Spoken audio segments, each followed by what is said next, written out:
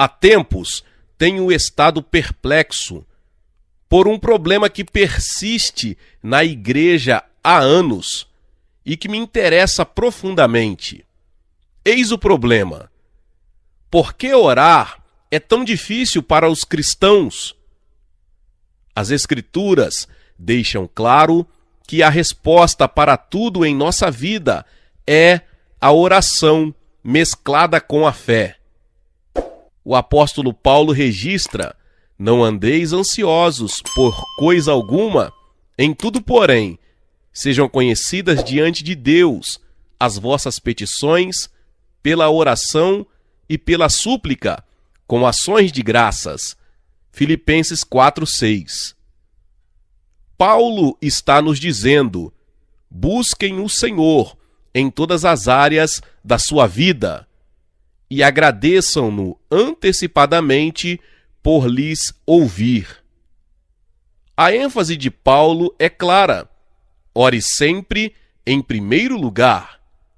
Não é para orarmos só em última instância, primeiro ir atrás dos amigos, depois do pastor ou de um conselheiro, para acabar finalmente de joelhos. Não, Jesus nos diz: buscai, pois, em primeiro lugar o seu reino e a sua justiça, e todas estas coisas vos serão acrescentadas. Mateus 6,33. Devemos primeiramente ir até o Senhor antes de a qualquer outro. É de partir o coração ler as cartas enviadas para o nosso ministério de multidões de cristãos arrasados. Famílias estão se esfalecendo, casais se divorciando, pessoas que por anos andaram em fidelidade a Cristo estão vivendo em temor e em derrota. Cada uma dessas pessoas tem sido derrotada por algo: pecado, depressão, mundanismo, cobiça. E ano após ano, parece que os seus problemas vêm piorando. No entanto, o que mais me choca em suas cartas é que muito poucos destes cristãos chegam a mencionar a oração. Eles utilizam fitas gravadas, livros, conselheiros, programas de ajuda pelo telefone, todos os tipos de terapias, mas raramente a oração. Vivem todos os dias preocupados, amedrontados, com uma nuvem sobre suas cabeças, porque não possuem uma resposta para os problemas. Por que é tão difícil para os cristãos, durante as buscar a Deus em favor de necessidades desesperadoras? Afinal de contas, a Bíblia sustenta um longo testemunho de que Deus ouve os clamores dos seus filhos e os responde com terno amor. Os olhos do Senhor repousam sobre os justos e os seus ouvidos estão abertos ao seu clamor. Salmo 34:15. Clamam os justos, e o Senhor os escuta e os livra de todas as suas tribulações. Salmo 34:17. E esta é a confiança que temos para com Ele, que se pedirmos alguma coisa segundo a sua vontade, Ele nos ouve, e se sabemos que Ele nos ouve quanto ao que lhe pedimos, estamos certos de que obtemos os pedidos que lhe temos feito. 1 João 5, 14 e 15. Muito pode por sua eficácia a súplica do justo. Tiago 5,16. E tudo quanto pedirdes em oração crendo, recebereis. Mateus 21:22. A oração dos retos é o seu contentamento. Provérbios 15:8.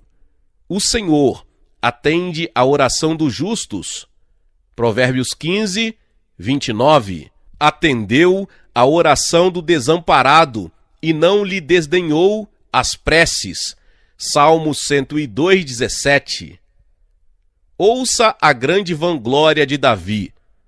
No dia em que eu clamei, tu me acudiste e alentaste a força de minha alma. Salmo 138, 3. Davi dizia: fiz prova de ti, Deus. Em todas as minhas lutas, eu não busquei a mais ninguém. Procurei unicamente a ti, e me ouvires, respondestes, e deste-me força para a batalha que eu enfrentava. Clamaste na angústia, e te livrei, te respondi. Salmo 81, 7. Estas promessas e estes testemunhos constituem uma prova esmagadora do cuidado de Deus, e são tão variadas, profundas e numerosas, que não entendo como qualquer cristão poderia não alcançá-las. Mesmo assim, quando se trata de oração, a Bíblia nos fornece, mais do que promessas, ela também nos previne quanto aos perigos de se negligenciar a oração.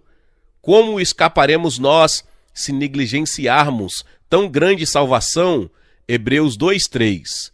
Em grego, a palavra negligenciarmos aqui significa não nos interessarmos, não levarmos a sério.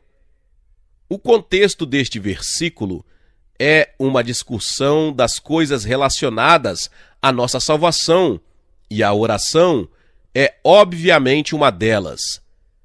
Deus está nos perguntando: como você espera escapar da ruína e da devastação nos tempos tenebrosos que se aproximam, se não aprendeu a manter a comunhão comigo em oração? Como você conhecerá e reconhecerá a minha voz naquele dia, se não aprendeu a ouvi-la em seu quarto em secreto? Creio que Deus está profundamente ferido pela negligência da oração por parte do seu povo em nossos dias. Jeremias escreve: acaso se esquece a virgem dos seus adornos ou a noiva do seu cinto? Todavia, o meu povo se esqueceu de mim por dias sem conta. Jeremias 2:32. Eis a minha grande pergunta que simplesmente não consigo entender.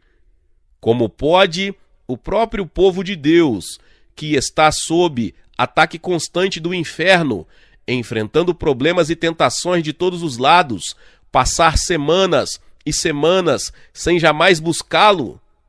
E como podem professar que o amam e creem em suas promessas, e contudo jamais se achegar ao seu coração? O escritor de Hebreus conclama a aproximar-nos de Deus. Hebreus 10 contém uma promessa incrível. Diz que a porta de Deus está sempre aberta para nós, concedendo-nos acesso total ao Pai. Tendo, pois, irmãos, intrepidez para entrar no Santo dos Santos, pelo sangue de Jesus, pelo novo e vivo caminho que ele nos consagrou pelo véu, isto é, pela sua carne, e tendo grande sacerdote sobre a casa de Deus, aproximemo-nos com sincero coração, em plena certeza de fé, tendo o coração purificado de má consciência e lavado o corpo com água pura. Hebreus 10, do 19 ao 22. Alguns versículos adiante, somos avisados de que o dia do Senhor se aproxima rapidamente. Não deixemos de congregar-nos, como é costume de alguns. Antes, façamos admoestações, e tanto mais quanto vedes que o dia se aproxima. Deus está dizendo: agora mesmo, ao se aproximar o tempo da volta de Cristo, você necessita buscar a minha face. Chegou a hora de você se dirigir ao seu quarto em secreto e me conhecer. Creio que já estamos vendo os sinais que provam que estamos próximos a uma fusão do sistema financeiro. A violência e a imoralidade crescem. A nossa sociedade está presa ao prazer. Falsos profetas, anjos de luz, Já enganaram a muitos com suas doutrinas dos demônios, e a qualquer hora poderemos ver a hora da tribulação, que levará o coração dos homens a fraquejar devido ao medo. No entanto, antes de tudo isto acontecer, o escritor aos Hebreus diz: não permitam que a verdade venha a escapulir de vocês. Mantenham-se acordados e alertas. Vocês possuem uma porta aberta para a presença santa de Deus. Então dirijam-se a Ele com plena certeza de fé, tornando conhecidas as suas petições. O sangue de Cristo já lhes abriu o caminho e nada se coloca entre vocês e o Pai. Vocês têm todo o direito de estar no Santo dos Santos para receber todo o socorro de que necessitam. Quando não valorizamos o sacrifício de Jesus, que Ele aceitou para que tivéssemos acesso ao Pai para todas as nossas necessidades, nós desprezamos a graça de Deus, provocando a sua ira. Mesmo assim, com todas estas advertências poderosas quanto aos riscos de se negligenciar a oração, os cristãos ainda acham difícil orar. Por quê? Cremos que há 4 razões para isto. Em primeiro lugar, alguns cristãos não oram porque têm um amor morno pelo Senhor. Ao usar a palavra morno para descrever o amor de alguém por Jesus, não quero dizer que ele seja frio em relação ao Senhor. Em vez disto, quero significar que o seu amor é barato, não caro. Dou-lhe um exemplo. Ao se dirigir à igreja de Éfeso, em Apocalipse 2, ele primeiro os elogia por tudo que fizeram. Ele reconhece que trabalharam arduamente na fé, que detestam o pecado e as concessões, recusando-se a aceitar falsas doutrinas, jamais esmorecendo ou desistindo quando perseguidos, sempre defendendo o Evangelho. Mas Cristo diz ter algo contra eles. Abandonaram o seu fervente e caro amor por ele. Tenho, porém, contra ti que abandonaste o teu primeiro amor. Apocalipse 2:4. De alguma maneira, no meio de todas suas obras, eles deixaram o seu caminhar amoroso, disciplinado com o Senhor. E agora ele lhes diz: vocês deixaram o seu primeiro amor, abandonaram a cara disciplina de vir à minha presença, de manter comunhão comigo. Note, por favor, Jesus está falando aqui de crentes que começaram com um amor fulgurante por ele. Ele não está se dirigindo a cristãos mortos, frios, formais, que nunca o amaram acima de tudo. Pelo contrário, está dizendo: é possível que uma pessoa já teve um coração amoroso por mim, permita que o seu zelo se torne morno. O servo devoto que anteriormente corria todos os dias em busca de mim, em seu quarto, em secreto, agora raramente chega a orar. Pense o quanto isto deve insultar a Cristo, que é o nosso noivo. Que tipo de casamento pode existir quando marido e mulher não possuem um período privativo de intimidade? E é bem a respeito disto que Cristo está falando aqui. Ele deseja momentos com você só para ele, para desfrutar de intimidade. Você pode dizer que o ama, mas se jamais aparece para estar com ele, prova que não o ama em absoluto. Este tipo de comportamento jamais daria certo com um outro noivo.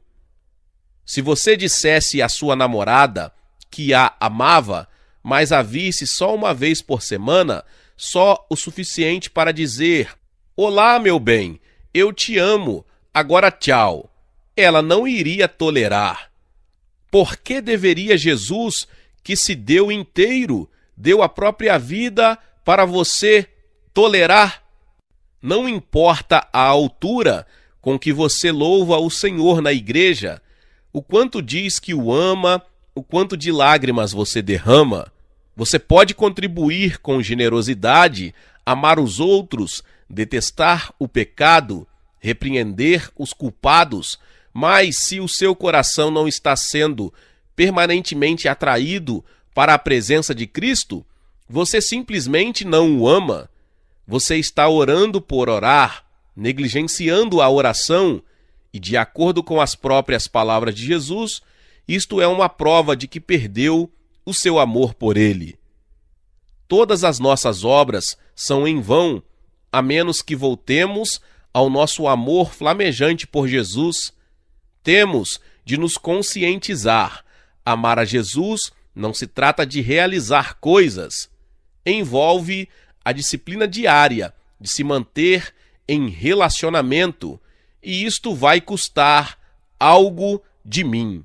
Em segundo lugar, alguns cristãos não oram porque perverteram as suas prioridades. Prioridade é a importância que se deposita em algo. E os cristãos que negligenciam a oração perverteram as suas prioridades. Muitos cristãos garantem que oram se e quando têm tempo. Porém, a cada semana, buscar a Cristo se torna menos importante para eles do que lavar o carro, limpar a casa, visitar os amigos, comer fora, fazer compras, assistir aos esportes. Simplesmente não criam tempo para orar. Contudo, as pessoas não eram diferentes nos tempos de Noé e de Ló. Suas grandes prioridades eram comer e beber, comprar e vender, casar e cuidar da família. Não tinham tempo para ouvir mensagens da condenação de Deus que chegava. E assim, ninguém estava preparado quando o julgamento caiu sobre eles. Evidentemente, nada mudou com os séculos. Para a maioria dos americanos, Deus permanece no fundo da lista de prioridades, e no alto estão a sua renda, segurança, o prazer, a família. É claro, para muitos americanos, Deus nem participa da lista, mas isso não magoa Deus tanto quanto a valorização que ele recebe de seus próprios filhos. Hoje, milhares de cristãos atravessam o país para receber oração de algum ministro, profeta ou evangelista. Estes crentes desejam sentir o toque de Deus e uma experiência estática de sua presença. Mas mesmo que consigam o que buscam, a experiência só dura um tempo curto. E, ironicamente, todo o tempo em que estão viajando e buscando o toque de Deus, eles não gastam 5 minutos em oração. Amado, o Senhor não deseja as suas sobras, aqueles insignificantes pedacinhos de tempo, quando você só tem um instante para mandar ao céu um breve pedido de oração. Isto não é um sacrifício de oração, é uma oferenda capenga, e ela polui o altar dele. O profeta Malaquias escreve: quando trazeis animal cego para o sacrificardes, não é isso mal? E quando trazeis o coxo ou o enfermo, não é isso mal? Ora, apresenta-o ao teu governador. Acaso terá ele agrado em ti e te será favorável? Diz o Senhor dos Exércitos. Malaquias 1:8. Malaquias está dizendo: vocês estão trazendo qualquer animal velho da criação para sacrificar na presença de Deus. Porém, estas oferendas são desleixadas, descorteses, de segunda mão. Experimentem dar este tipo de oferta para o seu governador. Ele os lançará fora de sua presença. Deus esperava que o seu povo percorresse o seu rebanho cuidadosamente, examinando um por um dos animais, para escolher o mais perfeito dentre eles para lhe sacrificar. E hoje, igualmente, Deus espera o mesmo de nós. Ele deseja o nosso tempo de qualidade, o tempo sem pressa ou correria, e devemos fazer deste tempo uma prioridade. Uma vez, encontrei-me com um pastor de uma das maiores igrejas dos Estados Unidos. Este homem era um dos ministros mais ocupados que eu já vi. Ele me disse, sem se desculpar, não tenho tempo para orar. Porém, o que ele realmente queria dizer era, não dou nenhuma prioridade para a oração. Ao visitar a sua igreja, não discerni nenhum movimento do Espírito de Deus na congregação. Em verdade, era uma das igrejas mais mortas em que eu já preguei. Mas ainda, como poderia haver alguma vida se os pastores não oravam? O fato é o seguinte: nenhum cristão vai separar tempo para a oração, a menos que ela se torne a sua primeira prioridade na vida, acima de tudo mais, acima da família, da carreira, do lar, de tudo. De outro modo, o seu sacrifício estará pervertido. Em terceiro lugar, alguns cristãos não oram porque aprenderam a viver sem oração. Muitos cristãos acham que a única coisa que se requer deles é que vão à igreja, adorem, ouçam a pregação, resistam ao pecado, façam o melhor possível e tudo estará bem com eles. Este é o sacrifício que trazem para Deus e acham que ele se agrada disto. Tenho gasto tempo junto ao leito de cristãos moribundos que eram fiéis frequentadores da igreja por mais de 50 anos. Eram pessoas que nunca faltaram a uma reunião, eram pessoas boas, de família, e podiam discorrer a respeito de qualquer assunto espiritual. Mas não tinham nenhum tipo de vida de oração, gastavam horas com suas famílias, ou sentados em frente à TV, ou trabalhando em seus hobbies, mas não dispunham de tempo para estar a sós com Cristo. Isto pode lhe soar áspero, mas creio que estas pessoas foram para a eternidade sem conhecer o seu Senhor. Deus nunca se aproximou deles, porque eles nunca chegaram perto dele. Temo por todo cristão que aprendeu a viver confortavelmente, sem vida diária de oração, que nunca teve uma comunhão crescente com o Senhor. Estes tipos de pessoas acabam estranhas para ele, e estarão entre aqueles que Cristo repreende no dia do juízo. Sim, você realizou muitas obras, curou pessoas, realizou milagres, trouxe muitos para o meu reino, mas nunca lhe conheci. Afaste-se de mim, estranho. Como escaparemos da ira e do desprezo de Deus se negligenciarmos o seu grande dom da salvação? Como enfrentá-lo no dia do julgamento, quando os livros serão abertos para revelar que não gastamos nenhum tempo com ele? Podemos responder: Senhor, compreendo que arranjei muito pouco tempo para ti, gastei-o todo para mim mesmo, para minha família, minha carreira, mas agora estou disposto a gastar a eternidade para te conhecer. Você acha que ele aceitará isso? Não, nunca. O fato é que se pode passar uma vida toda sem oração. Em verdade, sei de alguns pastores e evangelistas de sucesso que aprenderam a ministrar totalmente sem oração. Podem trazer entretenimento, contar grandes histórias e fazer rir, mas não conseguem trazer convicção a alguém, ou transformação, ou levá-lo a buscar a face de Deus. Depois de um certo tempo, estes homens chegam a um profundo desespero porque eles tornaram-se mais e mais dependentes do braço da carne em vez do Senhor, e as suas vidas se tornam cheias de confusão de todos os lados. Pregadores sem oração constituem pregadores sem poder. Igualmente, cristãos sem oração são ocos na fé, alvos fáceis para os falsos mestres, rapidamente desviáveis do evangelho verdadeiro. Tais cristãos estão sempre aprendendo, mas nunca alcançando a maturidade. Em quarto lugar, alguns cristãos não oram porque não creem que Deus ouça as suas orações.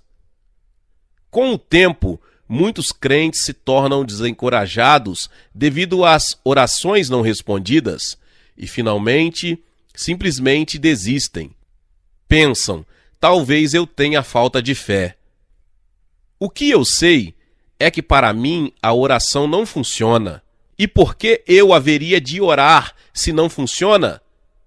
Os israelitas no tempo de Isaías tinham a mesma atitude.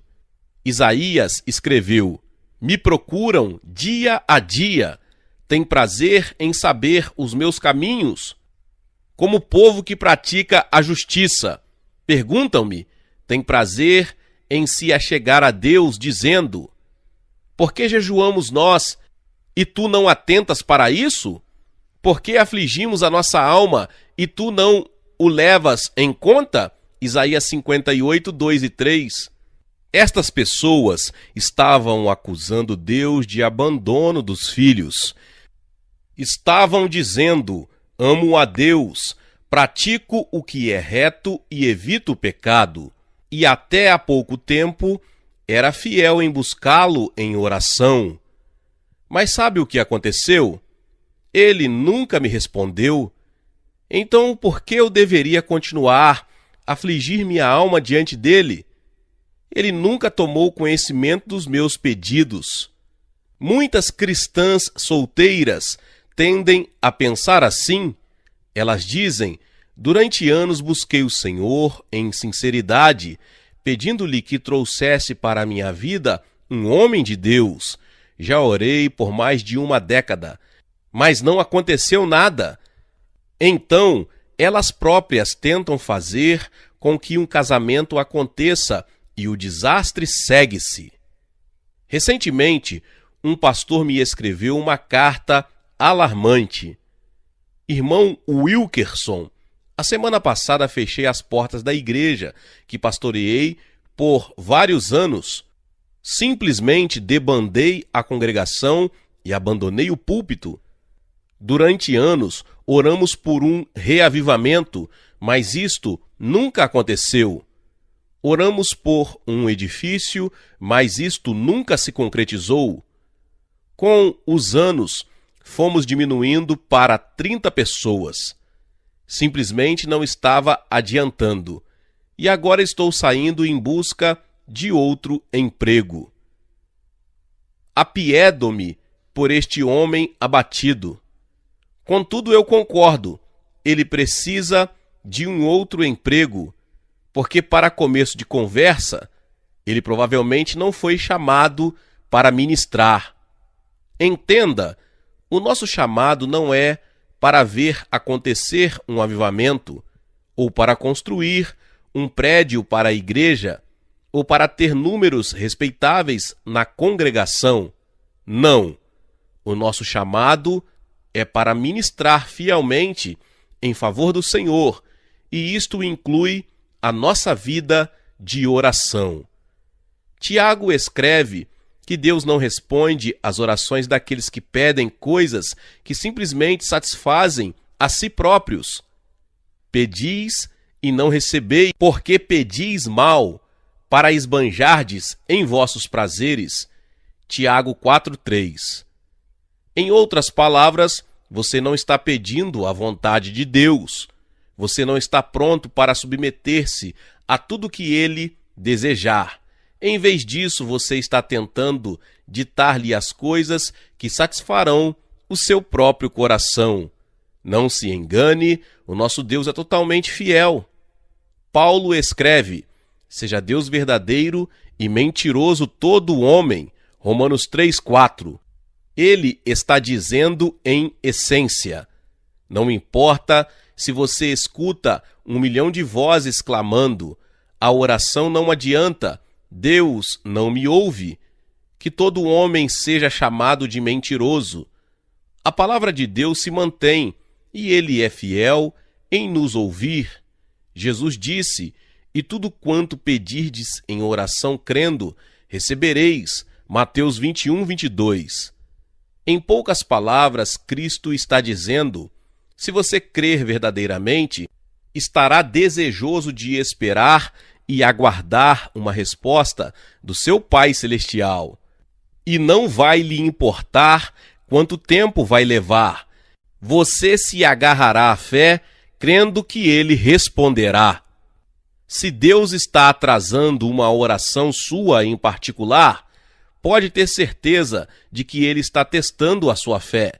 Ele deseja que você creia nele quando ele aparenta estar em silêncio e lhe testa para ver se você diz: eu desisto.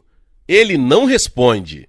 No final das contas, ele deseja que a sua fé se desenvolva tão pura como o ouro, de maneira que você estará equipado para receber muitas respostas suas e para os outros. Uma vez li a história de uma santa de Deus, uma irmã idosa, muito querida, que havia andado próxima a Jesus por muitos anos. A sua vida de oração era tão intensa que as pessoas de todos os lugares pediam que ela orasse por elas. Um dia, uma amiga lhe escreveu solicitando uma oração e a mulher concordou. Algumas semanas mais tarde, esta mulher piedosa recebeu outra carta desta mesma amiga dizendo: obrigada por ter orado, eu fui curada. Mas a senhora piedosa se convenceu de que havia esquecido de orar. Ela se alegrou de que a sua amiga havia sido curada, mas mesmo assim ficou pensando: Senhor, ela disse que a sua fé era débil, porque o Senhor a curou se eu me esqueci de orar. Deus lhe respondeu: eu a curei porque você me conhece. Você se aproximou tanto de mim que cumpri o desejo específico que você tinha pela sua amiga, mesmo sem a sua oração. Como é grande a tua bondade que reservaste aos que te temem, da qual usas perante os filhos dos homens para com os que em ti se refugiam. Salmo 31:19. Porém, aos que buscam o Senhor, bem nenhum lhes faltará. Salmo 34:10. Vá ao seu lugar secreto com regularidade e busque-o de todo o seu coração. Eis a resposta que você deve dar para restaurar um casamento a favor de membros da família não salvos, para toda necessidade de sua vida. As respostas dele podem vir da noite para o dia. Contudo, Deus fará a obra no tempo dele e da maneira dele. A parte que cabe a você é confiar que ele é fiel em responder, porque você é seu filho amado.